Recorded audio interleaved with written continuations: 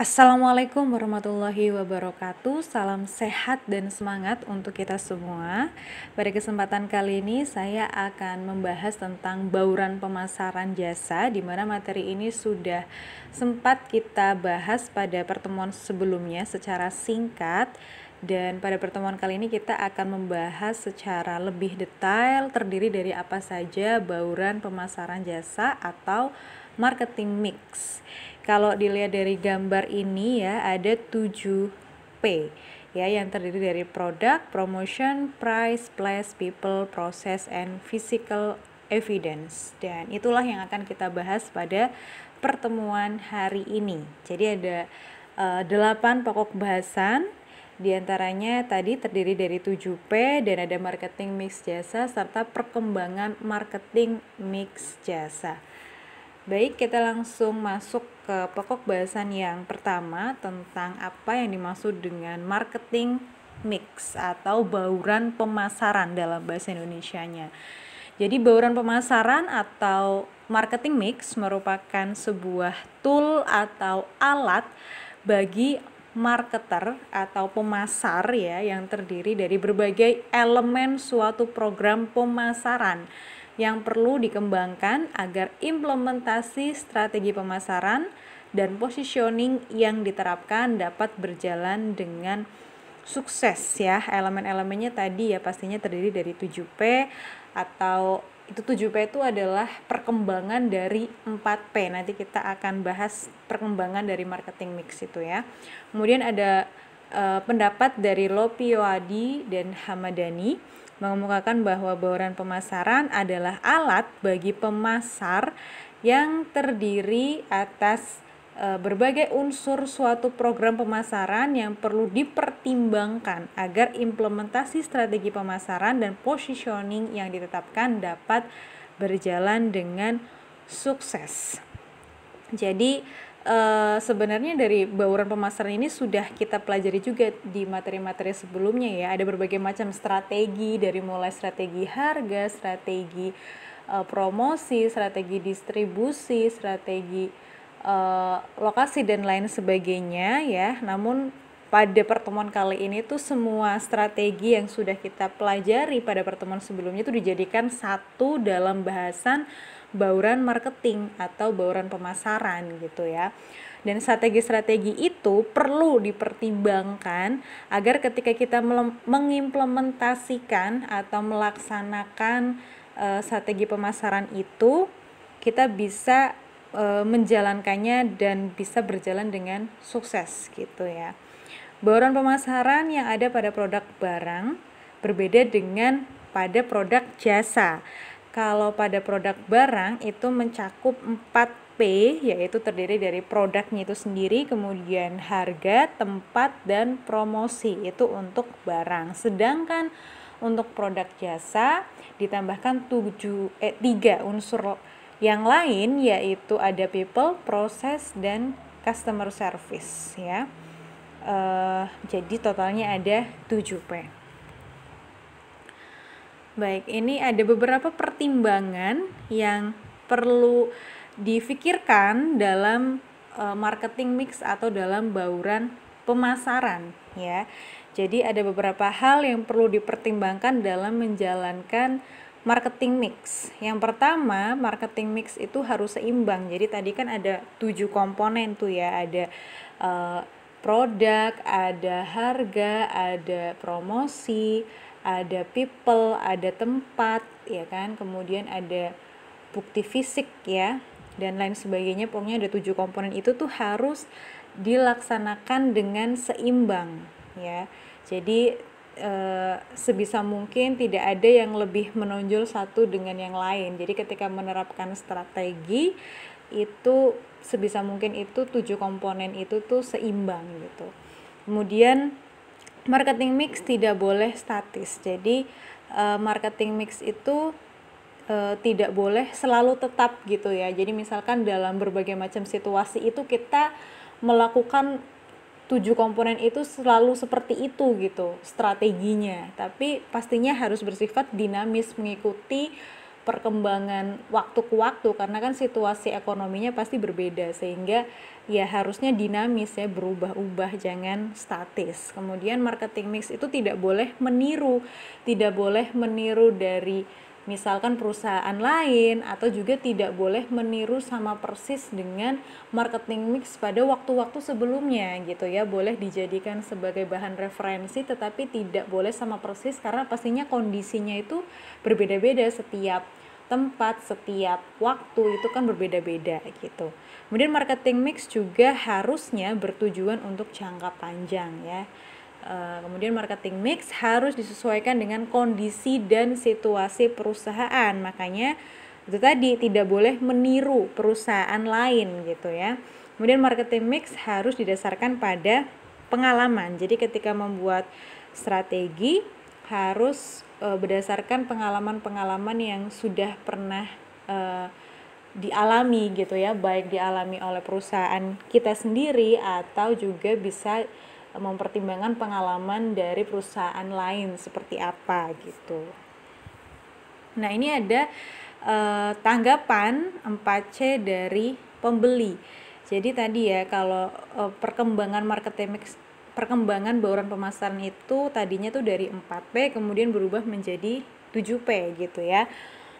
Kemudian ada tanggapan dari pembeli. Jadi ketika menawarkan beberapa strategi 4P ini ya, dimulai dari produk, price, place, promotion, maka pembeli itu dapat memberikan respon. Misalkan ketika pemasar menawarkan produk, maka biasanya pembeli itu dapat menanggapi dengan pembeli dapat menginginkan produk yang dapat memberikan solusi atau sesuai dengan yang dia butuhkan, misalkan seperti itu. Kemudian harga, yang pasti harapannya pembeli itu ya harganya itu ya sesuai dengan anggarannya dia. Kemudian tempatnya juga ya, yang sesuai dengan lokasinya, yang misalkan strategis, yang dapat dijangkau seperti itu ya. Kemudian promosi, bagaimana pembeli itu dapat mendapatkan informasi gitu ya,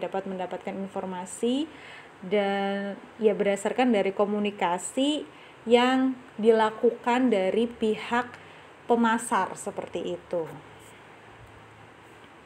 Nah, ini ada perkembangan marketing mix untuk layanan jasa, di mana terdiri dari 7P. Kalau tadi kan hanya 4, kalau ini ditambah menjadi 7P ya. Tadi sudah ada produk itu berarti apa saja sih yang ada di dalam produk yang bisa diperhatikan dalam membuat strategi pemasaran. Yang pertama pastinya secara fisik ya, produknya gitu ya. Produknya itu pastinya secara fisik tampilannya harus bagus misalkan gitu ya, kualitasnya harus bagus, level kualitasnya. Kemudian misalkan ada ornamen atau aksesoris yang lain, ada packagingnya harus rapi misalkan gitu ya. Kemudian ada brandingnya gitu. Kemudian place, tempatnya gitu, bagaimana channel dari masing-masing tipe, atau channel itu berarti penyaluran media penyalurannya, distribusinya, bagaimana exposure-nya, paparannya, kemudian bagaimana lokasinya, bagaimana transportasinya ya, bagaimana memanage masing-masing channel itu. Kemudian untuk promosi itu bagaimana pastinya mempromosikan, membuat iklan misalkan advertising, kemudian mempublisitas, sales people, bagaimana ada orang-orang yang membantu untuk mempromosikan jasa yang ditawarkan seperti itu ya. Kemudian ada internet, bisa melalui promosinya, bisa melalui internet, web dan lain sebagainya. Kemudian harganya itu sebisa mungkin itu harganya itu yang fleksibel, yang disesuaikan dengan pastinya cost dari konsumen seperti itu ya. Kemudian ada diferensiasi harga gitu ya. Misalkan ada jasa yang khusus untuk harga yang murah, harga yang menengah, harga yang tinggi gitu ya, dibedakan untuk masing-masing kelas konsumen, misalkan seperti itu. Kemudian ada diskon ya, dan tawaran-tawaran harga yang lain. Kemudian untuk people-nya itu terdiri dari pekerja dan pastinya juga terdiri dari customer ya. Kalau pekerja itu bagaimana dia akan direkrut, akan diberikan pelatihan, motivasi, penghargaan, dan bagaimana pekerja itu dapat bekerja sama. Kalau customer berarti bagaimana customer itu diberikan informasi ya, dan mendapatkan suatu pelayanan yang baik gitu. Kemudian ada physical evidence atau bukti fisik, di mana bukti fisik itu terdiri dari fasilitas sarana prasarana yang ada, alat-alatnya bagaimana gitu ya. Misalkan juga terdiri dari employee dress atau dari bagaimana dress code-nya atau seragamnya seperti itu, atau hal-hal yang tidak dapat dilihat gitu ya.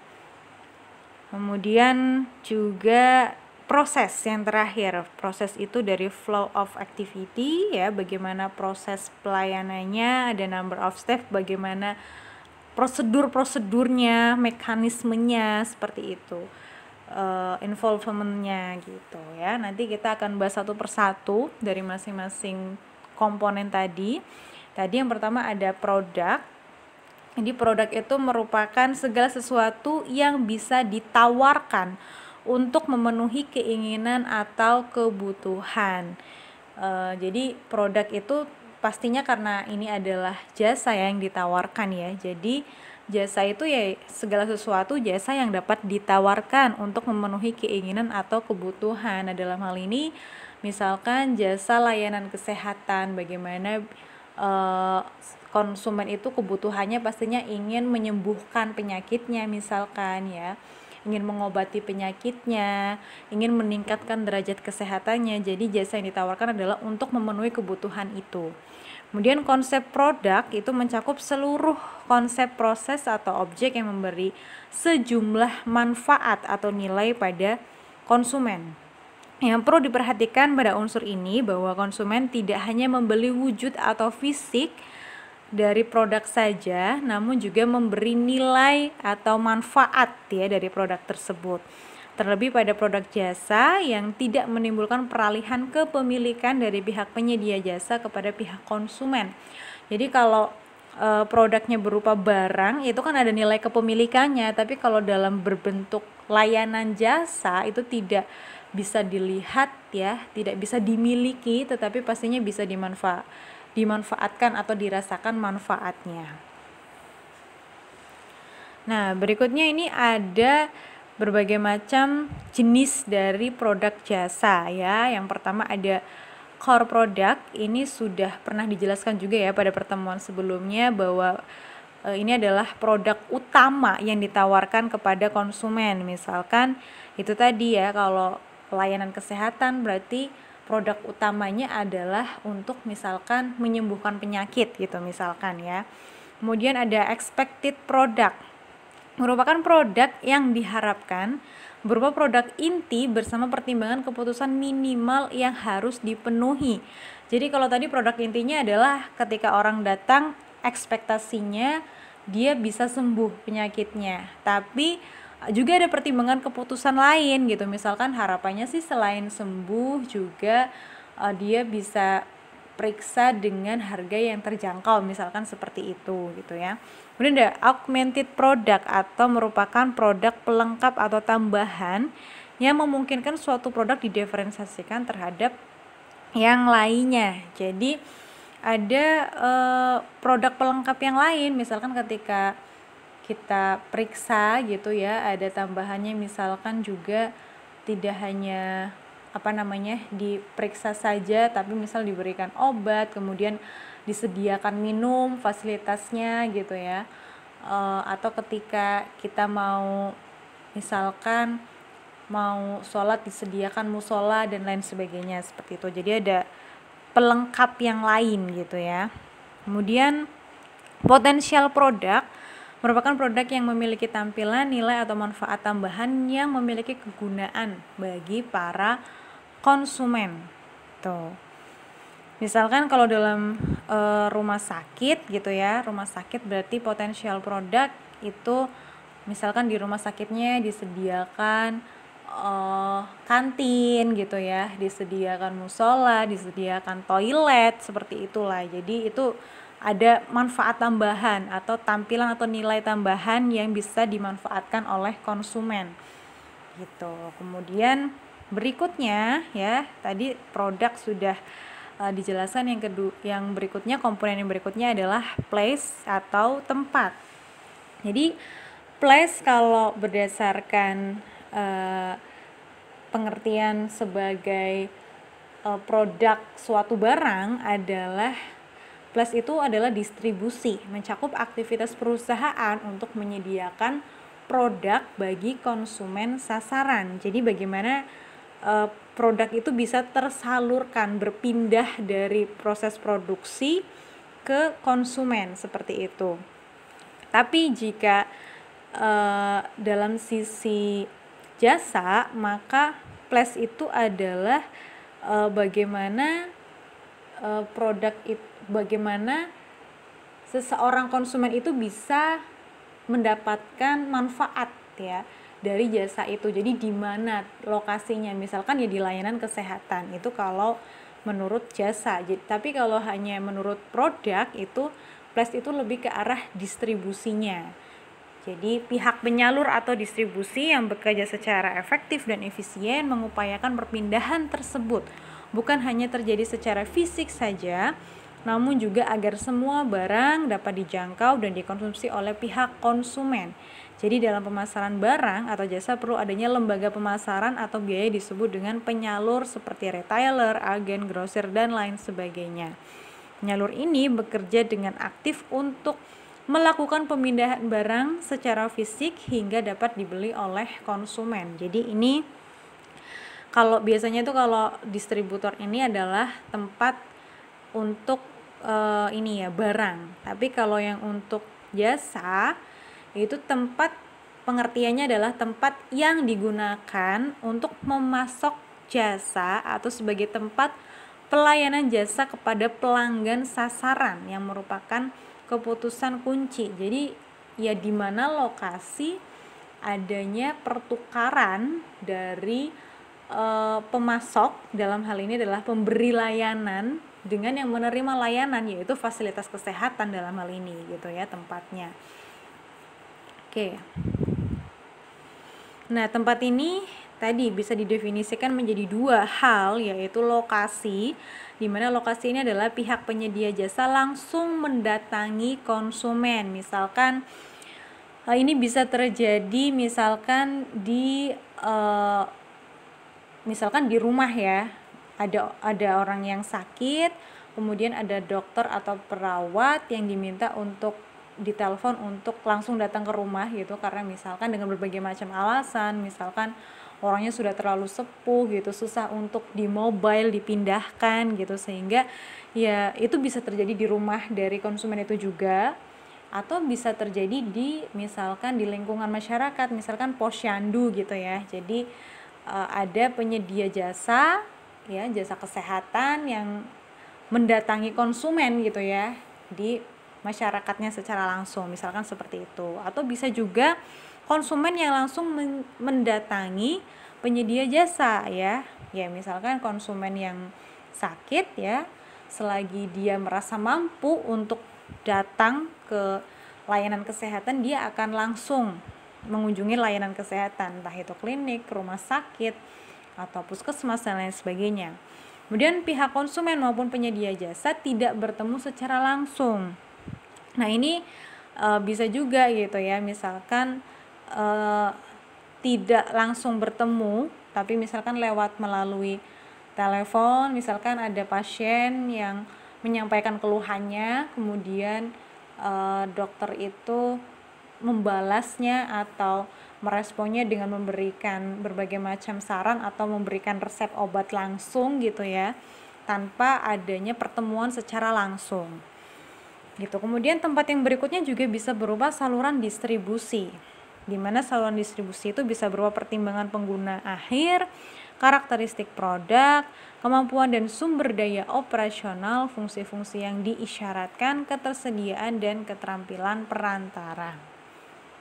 Nah, berikutnya P yang berikutnya adalah price atau harga ya. Dari sudut pandang pemasaran, harga adalah satuan moneter atau ukuran lain baik berupa barang maupun jasa yang dapat ditukar untuk memperoleh hak penggunaan suatu barang atau jasa. Harga merupakan nilai suatu barang atau jasa yang dinyatakan dalam satuan uang.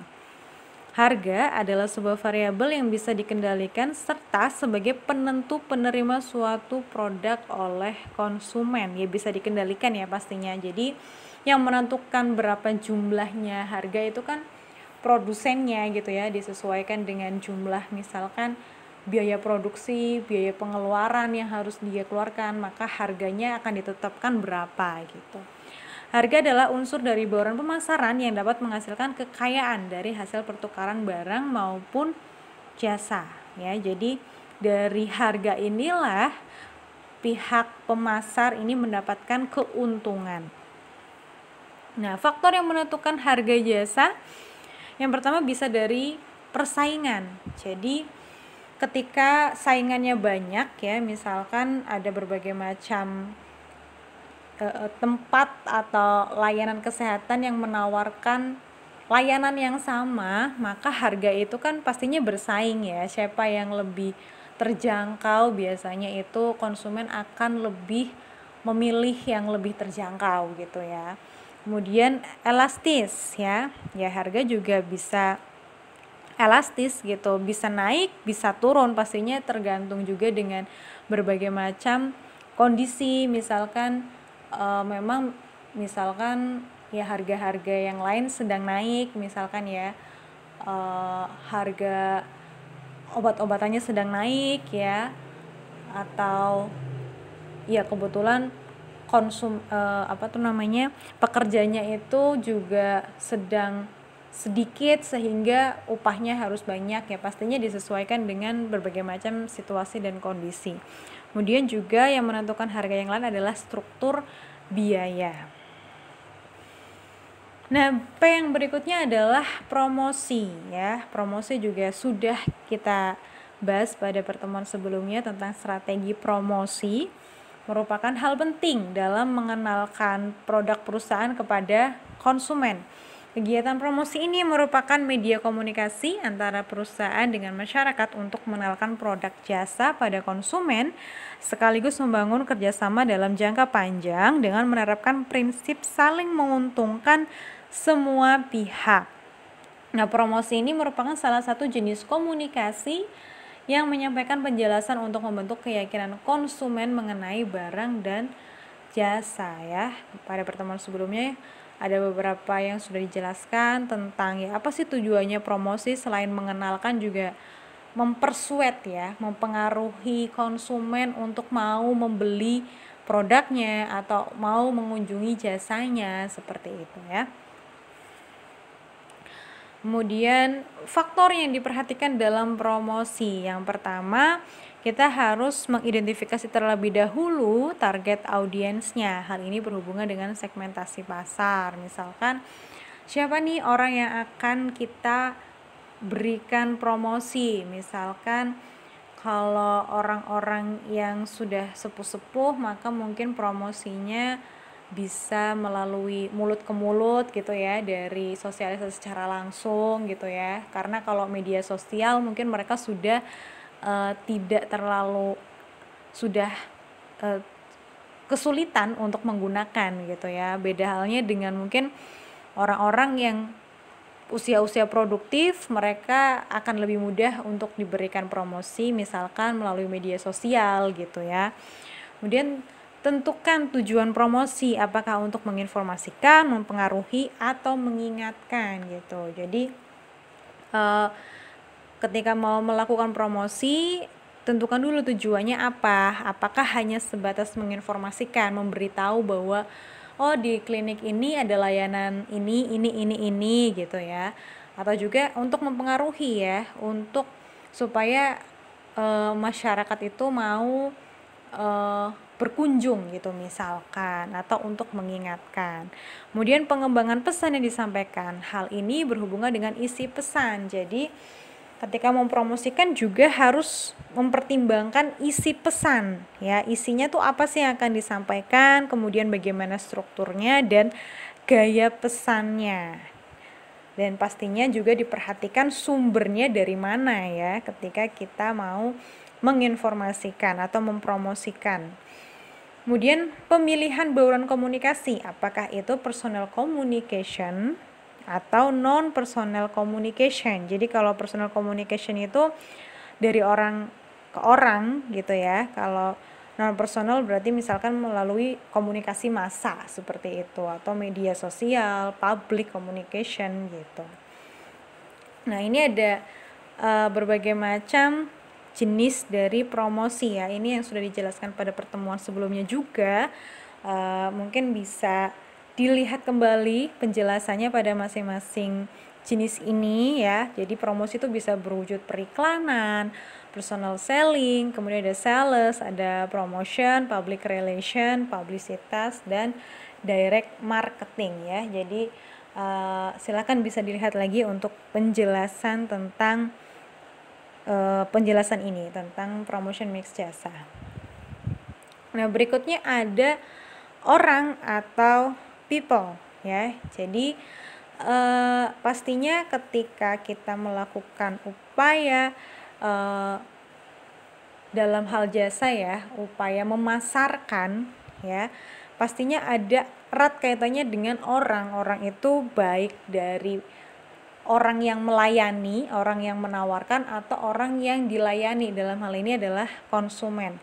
Dalam hubungannya dengan pemasaran jasa, maka orang yang berfungsi sebagai service provider sangat mempengaruhi kualitas jasa yang diberikan. Jadi adalah orang yang memberikan layanan gitu ya. Itu sangat mempengaruhi kualitas dari jasa yang diberikan. Apakah pelayanannya memuaskan gitu ya, orangnya ramah, cekatan, responsif, disiplin, bertanggung jawab, misalkan seperti itu. Keputusan dalam unsur orang atau people ini memiliki hubungan yang terkait dengan penyeleksian, motivasi, pelatihan, atau sumber daya manusia. Jadi yang pasti kualitas dari sumber daya manusianya dari service provider itu berhubungan dengan bagaimana menyeleksi, kemudian memotivasi, memberikan pelatihan ya, dan kemudian adanya penilaian juga pastinya. Nah, menurut Pine menyatakan bahwa pentingnya orang dalam pemasaran jasa mengarah pada minat yang lebih besar dalam pemasaran internal. Hal ini menunjukkan betapa pentingnya memberi motivasi, menarik pemberian pelatihan, serta meningkatkan kualitas karyawan melalui pengembangan pekerjaan untuk memuaskan segala kebutuhan individu. Dalam memandang orang sebagai unsur dari bauran pemasaran, salah satu aspek yang perlu diperhatikan yaitu bagaimana paham mengenai segala peran orang lain yang nantinya akan memberi pengaruh terhadap kontak pelanggan dan tugas pemasaran ya. Mengingat pentingnya peran dari orang ini atau dari service provider, dari seorang pegawai gitu ya dalam layanan jasa, maka penting sekali untuk memberikan pelatihan, memberikan motivasi kepada pegawai atau karyawannya agar mereka bisa memberikan pelayanan dengan baik ya, agar pastinya pelanggannya bisa merasa puas dan bisa ingin kembali lagi untuk memeriksakan dirinya ke situ gitu ya, atau kembali lagi untuk menikmati layanannya. Sehingga pastinya penting sekali untuk memperhatikan unsur orang ini ya. Nah, ini ada kriteria atau peranan atau pengaruh dari aspek-aspek people. Yang pertama adalah kontraktor people. Di sini berinteraksi langsung dengan konsumen dalam frekuensi yang cukup sering dan sangat mempengaruhi keputusan konsumen untuk membeli. Misalkan dalam hal ini adalah yang sering berinteraksi dengan konsumen, misalkan ya dokternya ya, pastinya dokter atau perawatnya gitu kan, yang bisa mempengaruhi keputusan konsumen. Kemudian ada modifier. Mereka tidak secara langsung mempengaruhi konsumen, tetapi cukup sering berhubungan dengan konsumen, misalnya resepsionis. Jadi Kalau yang modifier ini tidak secara langsung mempengaruhi konsumen, tapi ya cukup sering juga berhubungan dengan konsumen ya. Resepsionis ini juga memiliki peranan yang cukup penting juga ya kalau pelayanannya ramah. Ketika orang datang itu kan biasanya yang ditemuin pertama kali itu kan selain satpam juga resepsionis gitu ya, untuk menanyakan tentang informasi-informasi, untuk mendaftar dan segala macam gitu ya. Jadi dia juga memiliki peranan yang penting gitu ya, modifier. Kemudian ada influencer, mereka ini mempengaruhi konsumen dalam keputusan untuk membeli, tetapi tidak secara langsung kontak dengan konsumen gitu ya. Kalau influencer ya bisa dari mana saja, misalkan ya tokoh-tokoh atau artis-artis gitu yang bisa memasarkan dari layanan atau suatu produk, barang maupun jasa gitu. Jadi bisa mempengaruhi keputusan konsumen juga, tetapi tidak secara langsung kontak dengan konsumen. Kemudian ada isolate, yaitu orang-orang yang tidak secara langsung berhubungan atau bertemu dengan konsumen. Misalnya ada karyawan bagian administrasi, ada SDM dan data processing. Jadi yang bagian-bagian di belakang layar yang tidak secara langsung bertemu atau berhubungan dengan konsumen. Ini adalah macam-macam dari bentuk people atau orang. Nah, berikutnya ada proses ya. Jadi suatu proses menjadi gabungan dari seluruh kegiatan atau aktivitas yang terdiri atas mekanisme, prosedur, aktivitas jadwal, perjanjian, dan sebagainya yang memungkinkan jasa untuk sampai dengan baik hingga ke konsumen. Jadi proses itu ya serangkaian kegiatan dari mulai mekanisme, misalkan mau mendaftar gitu ya, kemudian apa saja tahapan-tahapan yang harus dilewati, jadwalnya, memilih jadwal, janjian dengan dokter misalkan, sampai akhirnya konsumen bisa benar-benar menerima manfaat ya dari serangkaian proses yang dilalui. Dalam bauran pemasaran, proses menjadi faktor utama yang dapat memberikan pengaruh pada keputusan konsumen untuk membeli barang atau jasa. Proses merupakan gabungan semua aktivitas, umumnya terdiri dari prosedur, jadwal, pekerjaan, aktivitas, dan hal-hal rutin di mana jasa dihasilkan dan disampaikan kepada konsumen. Nah, ini proses dapat dibagi menjadi beberapa cara. Ada yang divergence, merupakan proses yang memiliki hubungan dengan terjadinya perubahan dalam tahap atau langkah suatu proses. Ada juga yang complexity, atau merupakan proses yang terkait dengan tahap dan langkah dalam penyampaian jasa yang telah ditetapkan. Nah, berikutnya ini yang terakhir ya, tentang 7P, yaitu physical evidence atau bukti fisik. Nah, bukti fisik menurut Zeithaml dan kawan-kawan ya, dan Bittner, yang mendefinisikan bahwa physical evidence atau sarana fisik ini merupakan suatu hal yang secara turut mempengaruhi keputusan konsumen untuk membeli dan menggunakan produk jasa yang ditawarkan. Menjadi suatu hal yang nyata, bukti langsung mampu memberikan pengaruh terhadap keputusan konsumen untuk membeli sekaligus menggunakan produk jasa yang telah ditawarkan.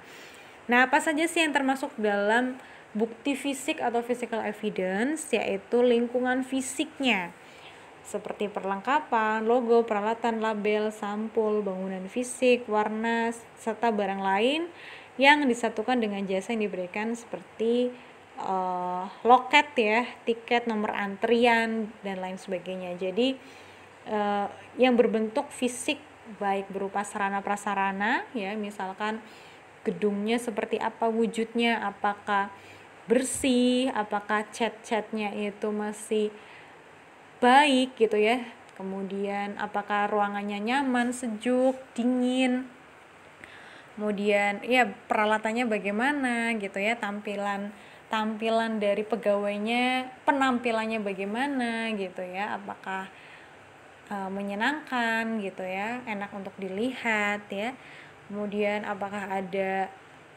nomor antrian dan lain sebagainya. Jadi segala sesuatu yang berbentuk bukti fisik itu juga pastinya bisa mempengaruhi keputusan dari konsumen ya untuk mau menikmati layanan atau tidak, seperti itu. Nah, ya itu tadi adalah materi yang disampaikan tentang 7P atau tentang bauran pemasaran atau marketing mix jasa. Kurang dan lebihnya mohon maaf. Terima kasih atas perhatiannya. Wassalamualaikum warahmatullahi wabarakatuh.